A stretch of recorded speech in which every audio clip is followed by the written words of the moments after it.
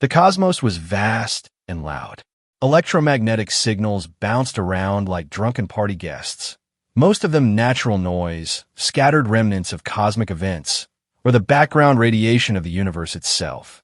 Among this cacophony, the monitoring team aboard Methanos' 7 observation station had grown accustomed to the endless static.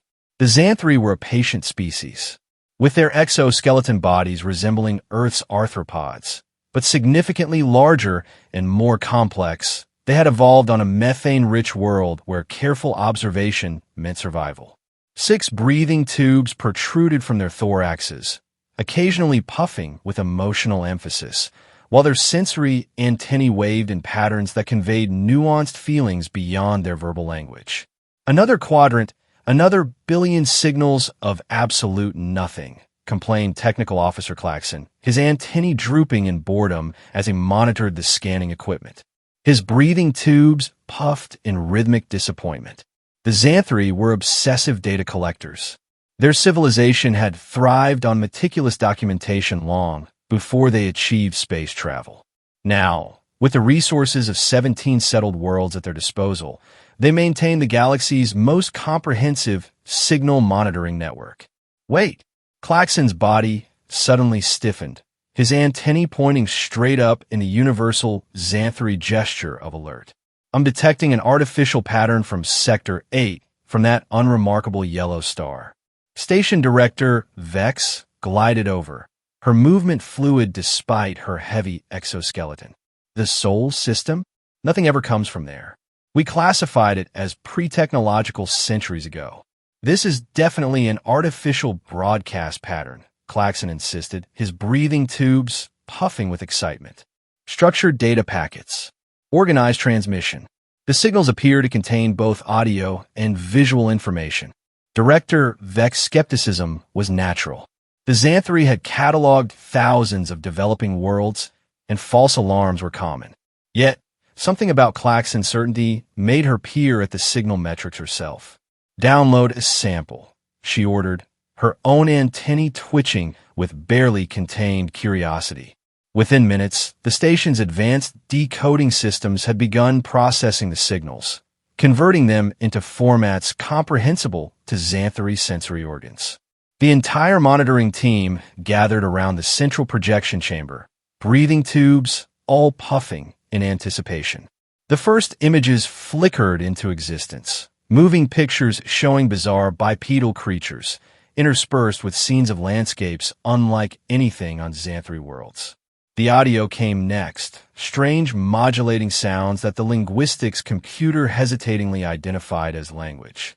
They're broadcasting thousands of different programs, explained the communications specialist, her antennae waving excitedly.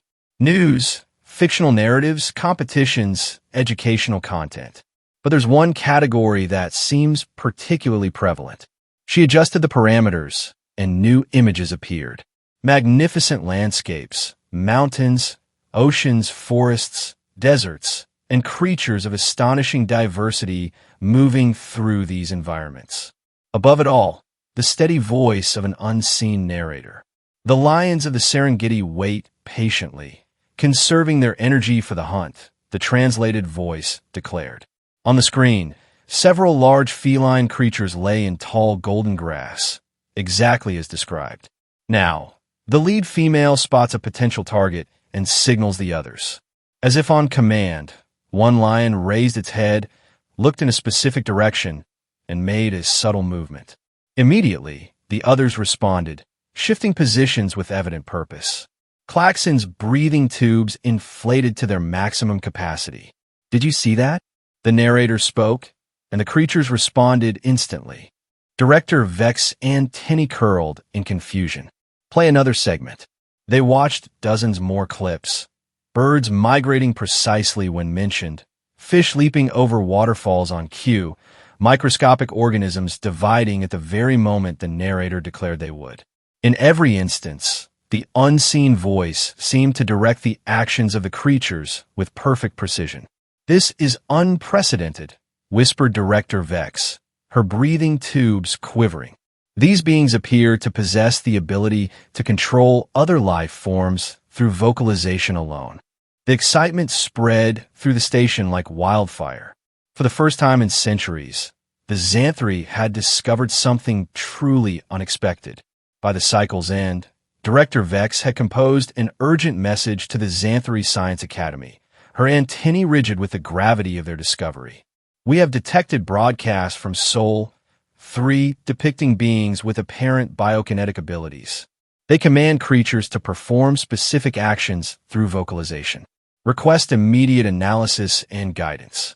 As the message traveled through subspace toward the Xanthri homeworld, the monitoring station personnel continued downloading and analyzing Earth's wildlife documentaries, each news segment confirming their incredible hypothesis. These humans, concluded Director Vex, using the self-designation they decoded from the broadcasts, may be the most extraordinary species we've ever encountered. Little did she know how profoundly wrong, and yet, in an unexpected way, how right this assessment would prove to be. The Grand Hall of the Xanthri Science Academy buzzed with an unusual energy. Hundreds of scientists had gathered, their breathing tubes puffing with excitement and their antennae waving in animated discussion. The discovery from Methanos 7 had captured the imagination of the entire scientific community. The evidence is overwhelming, declared senior researcher Zem, as holographic projections displayed scenes from Earth documentaries. These humans consistently demonstrate their ability to direct wildlife behavior with absolute precision. The assembled scientists watched in awe as migratory birds flew in perfect formation following the narrator's description. Salmon leaped up waterfalls on command, and predators hunted exactly as foretold. Consider this example, continued Zem, presenting footage of elephants in a grassy savanna. The narrator states, "Let us witness the miracle of elephant birth," and immediately we are shown images from inside the mother's womb, tracking the development of the calf. Gasps rippled through the audience, breathing tubes inflating in astonishment. "How is this possible?" asked one scientist, antennae quivering. "Perhaps they record the narration after capturing the footage?" "I consider that hypothesis," Zem replied, antennae straightening in confidence. "But it fails to explain certain phenomena. Observe this time-lapse sequence where plant growth accelerates dramatically as the narrator describes it. Or these underwater scenes where microscopic organisms perform precisely as stated. The humans even document events occurring simultaneously in different locations. The evidence seemed irrefutable. These bipedal beings possessed abilities that defied conventional understanding. The power to not only control other organisms, but possibly manipulate fundamental aspects of reality itself. "There's more," Zem continued, his thorax expanding with gravity. "They capture events spanning temporal scales from microseconds to years, suggesting manipulation of time perception. They document behaviors inside animal bodies without invasive procedures, implying some form of organic transparency capability. The implications were staggering. If humans possessed such abilities, they represented a category of being previously unknown to galactic science. By the end of the conference, the Academy had reached a consensus. This discovery warranted notification of the Galactic Council. Within days, representatives from 17 spacefaring species converged for an emergency session to evaluate the potential implications of the human phenomenon. The council chamber aboard the Nexus station accommodated beings of wildly different biologies and physiologies. The fluxions, gaseous entities contained in hovering metallic spheres, pulsed with luminescent patterns expressing their thoughts. The crystalline Dracs refracted light in complex patterns, their communication consisting of precisely angled reflections. The gelatinous Murat quivered in their containment fields, while the quantum collective existed in a probability cloud, their presence manifesting with varying degrees of certainty throughout the chamber. The evidence compiled by our Xanthri colleagues is concerning. Begin High Counselor Orb of the Fluxions, glowing intense blue. If accurate, these humans possess capabilities previously attributed only to theoretical higher dimensional beings. The Drax representative, a crystalline entity named Facet rotated to create a disturbing harmonic resonance. We cannot dismiss the possibility that they may extend these abilities beyond their planetary biosphere. If they can control life forms on their world, what prevents them from attempting influence over other species? The chamber filled with anxious communication, pulsing lights, vibrations, crystalline chimes, and pheromonal signals, as representatives contemplated the implications. We required direct observation, declared Vattel, the silicon-based representative, its rocky surface heating with emotion. Recorded transmissions are insufficient data. We must send an observation team. The proposal triggered heated debate.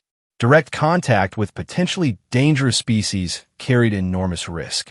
Yet, the alternative, ignoring beings with such apparent power, seemed equally problematic. The empirical inquiry vessel can be prepared for a multi-species mission, offered Director Vex, who had been invited to represent the Xanthary Discovery Team. With appropriate shielding and observation technology, we can maintain distance while gathering conclusive data. After further deliberation, the Council reached its decision. An interspecies research team would journey to Earth, observe the humans in their natural environment, and report back their findings without initiating contact unless absolutely necessary. As preparations began, specialists from each participating species were selected based on their expertise in xenobiology, communication, and defensive capabilities. The Xanthary contributed their technical specialists and project leaders. The Fluxions offered their unparalleled sensory equipment capable of detecting the faintest energy signatures. The Drax provided interdimensional communication arrays. The gelatinous Murat brought containment chambers designed to capture biological specimens, if necessary. The Quantum Collective, despite their discomfort with probability fixation, agreed to assist with anomaly detection. The Vattel, outwardly cooperative but privately concerned about security, installed defensive systems that they carefully described as purely precautionary monitoring equipment. The Critic, a massive being from a gas giant world, joined to analyze atmospheric and climatic patterns, believing these might reveal the extent of human influence over their environment. As the empirical inquiry departed for the Sol system, its diverse crew shared a mixture of scientific excitement and existential dread. They were about to confirm whether humanity represented a new category of being, one that might redraw the boundaries of known science and, perhaps, the power dynamics of the galactic community itself. Hidden behind Earth's moon, the empirical inquiry maintained its observation position. The ship's sensors were focused on the blue-green planet, capturing terabytes of data every second. Inside the main observation deck, the interspecies crew analyzed live feeds with growing confusion. "This can't be right," muttered Klaxon, his antennae twisted in puzzlement. "We're observing several documentary filming expeditions, and the humans appear to be struggling." On the main screen, a small team of humans trudged through dense jungle, sweating profusely, swatting at insects, and occasionally stumbling over roots. "They look so ordinary," commented Luminous, the Fluxian representative, her containment sphere pulsing with perplexed light patterns. "Where are the commands? The control? The reality manipulation?" They watched as one human carried a large camera equipment backpack up a steep mountain path, breathing heavily and stopping frequently to rest. Another human waited anxiously near a watering hole, camera poised, but no animals appeared. "Perhaps they're concealing their true powers," suggested Vattel, the silicon being's surface heating with suspicion. "This could be an elaborate deception." The Quantum Collective, their probability field fluctuating nervously, offered a characteristically ambiguous assessment. "They may not be aware of our presence." The probability distribution remains inconclusive. For days, the observation team monitored multiple documentary crews around the planet. They witnessed humans enduring harsh weather, equipment failures, and the unpredictable behavior of their documentary subjects, all with remarkable patience, but no evidence of supernatural control. "Look at this one," said Klaxon, highlighting a feed showing a filmmaker lying motionless in mud for hours, waiting for a rare bird to appear. If they could control animals, why would they subject themselves to such discomfort? Director Vex, however, remained committed to their original hypothesis. Consider the cultural implications. Perhaps these displays of effort are ritualistic, tests of worthiness to exercise their powers. This interpretation gained support when they observed behaviors that seemed to confirm their suspicions. A filming team set up camera traps in a remote location, then returned days later to find magnificent footage of elusive creatures. To the aliens, this appeared to be evidence of omnipresence, the ability to capture events without being physically present. Time-lapse sequences showing plants growing, clouds racing across skies, or stars wheeling overhead reinforced their belief in temporal manipulation. High-speed cameras capturing hummingbird wings or insect flight in super slow motion suggested the ability to bend fundamental physical laws. Yet doubts were growing, particularly among the more analytically inclined members of the team. Murat, the gelatinous specialist in biological systems, observed through its translator, if these beings control other life forms, why do they spend so much time waiting? Why use so many machines and tools? Their behavior suggests limitation, not mastery. The observation team found themselves torn between their initial convictions and the mounting evidence that humans were not what they had imagined. This cognitive dissonance reached its peak when they witnessed a particularly revealing scene. A documentary crew, filming in a savanna environment, was carefully placing bait to attract predators into camera range. They concealed their human scent, positioned cameras strategically, and then withdrew to a safe distance, all while maintaining complete silence.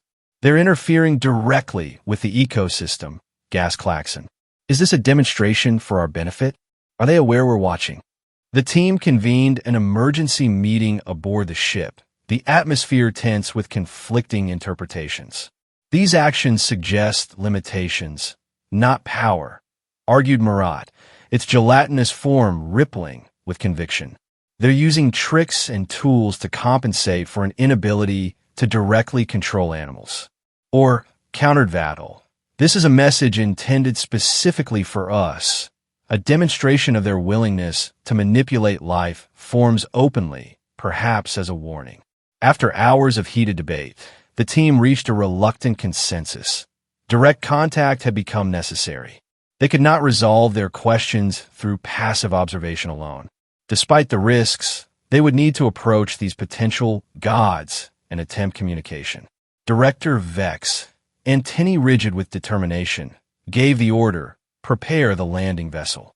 Select a documentary team isolated enough to minimize wider human awareness. We will initiate first contact and discover, once and for all, the true nature of these beings. As the smaller craft detached from the empirical inquiry, its occupants experienced a mixture of scientific excitement and religious awe. They were about to meet entities that might possess powers beyond their comprehension, or discover that their entire hypothesis had been catastrophically wrong. The landing vessel gleamed under Earth's sun, its hull adorned with symbolic patterns created from Drax crystals and illuminated by the bioluminescent glow of Fluxian light speech. The craft had been transformed from a utilitarian research vehicle into something resembling a ceremonial temple, a vessel worthy of approaching potential deities. Inside, the interspecies team rehearsed their carefully crafted greeting in English, the language they had determined was most common among documentary narrators. Their pronunciation was awkward, filled with clicks, whistles, and harmonic overtones from species whose vocal apparatus differed dramatically from human physiology. We approach with highest esteem, masters of beasts and shapers of reality. They practiced in unison, following with elaborate honorifics and expressions of reverence they had compiled from Earth's religious broadcasts. They had established strict protocols. Never make direct eye contact unless invited. Avoid scanning equipment without permission. Present offerings, rare minerals and compounds, before speaking, and maintain a posture of deference at all times. As the craft descended toward a remote wildlife reserve in East Africa, Claxon monitored the target documentary team, 3 humans filming a rare bird species in isolated woodland. Perfect subjects, he confirmed. Minimal risk of wider human awareness. The landing created more commotion than intended. Despite engaging noise suppression technology, the craft's descent scattered nearby wildlife and created a visible disturbance in the tree canopy. The documentary team, initially irritated by what they assumed was another vehicle disrupting their shoot, froze in astonishment as the alien craft settled in a small clearing 50 meters away. "Are you seeing this?" whispered the camera operator, her hands shaking as she pointed her equipment toward the gleaming object. The documentary director, a veteran filmmaker named Eleanor Patel with 20 years of experience in wildlife photography, motioned for her team to remain still. "Keep filming," she murmured. "Whatever happens, keep filming." The vessel's entry port dilated, and the interspecies delegation emerged in careful formation. First came the Xanthary representatives, their exoskeletons gleaming and breathing tubes puffing with ceremonial rhythm. Behind them floated the Fluxian spheres, pulsating with complex light patterns. The crystalline Drax refracted sunlight in dazzling displays, while the gelatinous Murat moved within their containment fields.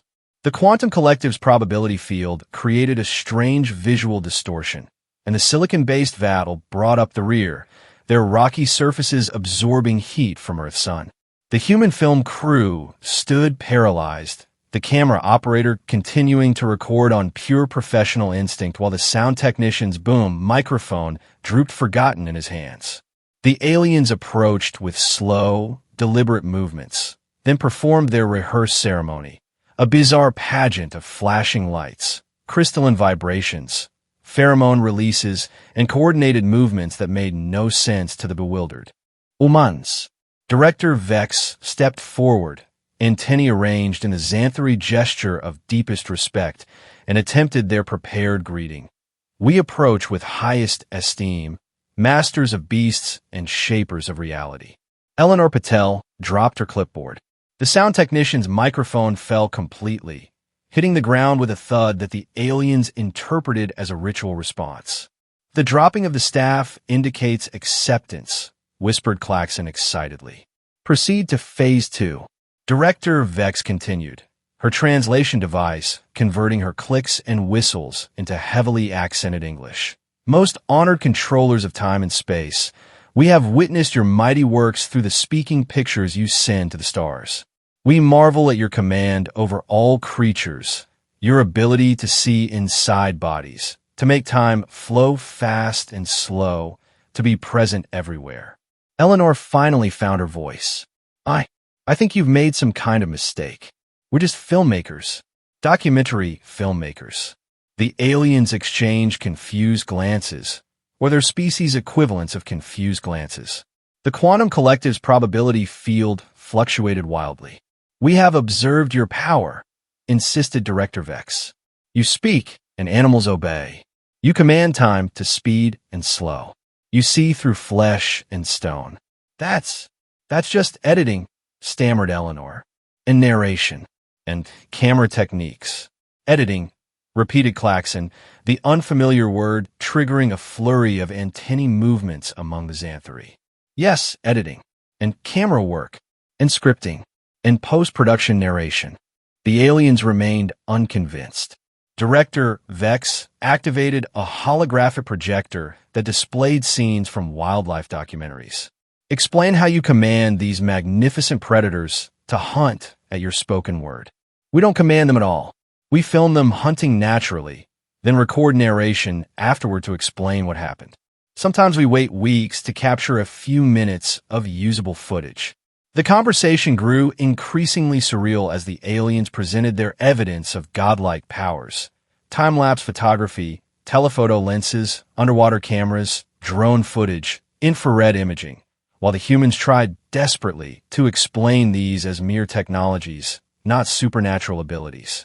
Just as Eleanor was making headway explaining the concept of post-production narration, a family of elephants wandered into the clearing, attracted by the commotion. The aliens fell silent, their attention riveted on the massive creatures approaching the humans. "Look, they come at your unspoken command," exclaimed Klaxon. "No, they're just curious," protested Eleanor. "We have no control over them."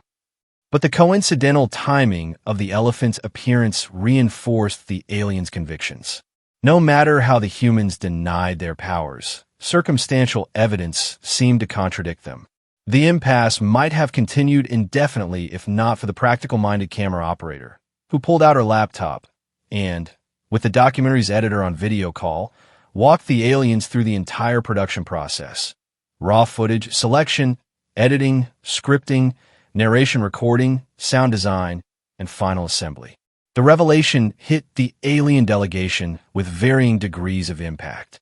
Some, like Murat, had already suspected something similar and felt a sense of validation. Others, particularly the more religious members like certain Xanthri elders, experienced something akin to spiritual crisis. "So you cannot actually control animals?" asked Director Vex, her antennae drooping. "Not all," confirmed Eleanor. "We're observers, not controllers. Sometimes we'll spend months just trying to capture a few seconds of a particular behavior. And you cannot manipulate time? We use time-lapse photography and slow-motion cameras. The time itself flows normally. We just play with how we record and present it. You cannot see through solid matter. We use specialized equipment like ultrasound or X-rays, but only in controlled settings, usually with scientific partners." Each explanation chipped away at the aliens' grand conception of humanity as godlike beings. Yet their disappointment was tempered by growing fascination with what humans actually were: ingenious storytellers who had developed technology to capture, edit, and present reality in compelling narratives. As the day waned, Eleanor suggested something that would prove transformative. "Would you like to see how we actually make a documentary?